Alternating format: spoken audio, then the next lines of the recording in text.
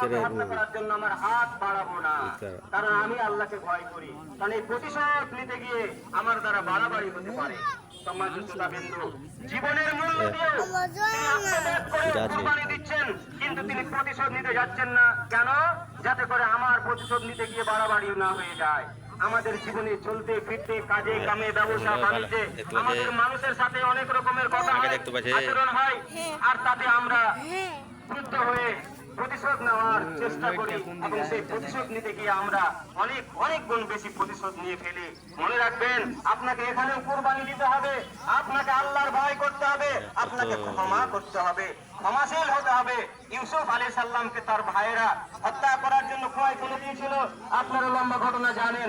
সেই ভাইয়েরা একদম ভিখারির বেশে ইউসুফ আলাইহিস সালামের কাছে ভিক্ষা করতে এসেছিলেন। ইউসুফ আলাইহিস সালাম তাদেরকে চিনতে পেরে তিনি তাদেরকে বলেছিলেন, ভাই তোমরা কি আমাকে চিনতে পারছো? তারা সেই দিন তাকে চিনতে পারেনি। ইউসুফ আলাইহিস সালাম যখন পরিচয় দিলেন, তারা ভয়ে ভীতু হয়ে গিয়েছিল। তারা ভেবেছিল আজকে আমাদের আর বাঁচার নেই, আমাদের হয়তো মৃত্যু।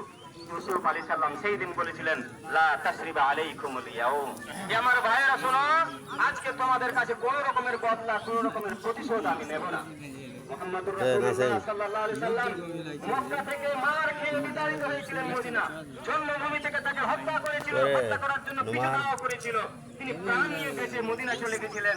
আর সেই মদিনা থেকে আবার 8 বছর পর যখন বিজয়ী বেঁচে 10,000 সাহাবী নিয়ে মক্কায় প্রবেশ করছেন, মক্কায় সমবেত জনতা দাঁড়িয়ে প্রহার গুনছেন, আজকে মুহাম্মদ আমাদের সঙ্গে কিরকম আচরণ করবে। তারা সেই দিন এত ভীত, এত সন্তুষ্ট হয়েছিল, তাদের মুখ শব্দ বেরোচ্ছিল না। সেই দিন তারা দাঁড়িয়েছিল চুপ করে।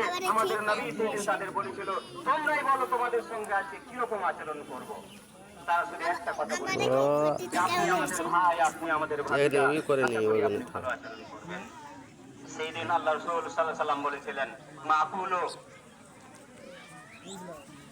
লা তাসরিবা আলাইকুমুল ইয়াউম, তিনি বলেছিলেন আমি যে কথাই বলবো, যে কথা ইউসুফ আলাইহিস সালাম তার ভাইকে বলেছিলেন, আমি তোমাদের ক্ষমা করে দিলাম, যাও। এটা খারাপ দুভাই খারাপ কুরবানি স্যাক্রিফাইস। আপনি দেখুন, যারা আপনাকে মারার জন্য হন্য হয়ে খুঁজছিল, যারা হত্যা করার জন্য আপনাকে ছেড়েছিল, আর তাদেরকে আজকে আপনি তাদের ক্ষমা করে দিলেন। এই ক্ষমা একটা মানবিক মানুষের একটা বড় স্বভাব, আর এটা হচ্ছে প্রাকৃতিক স্বভাব।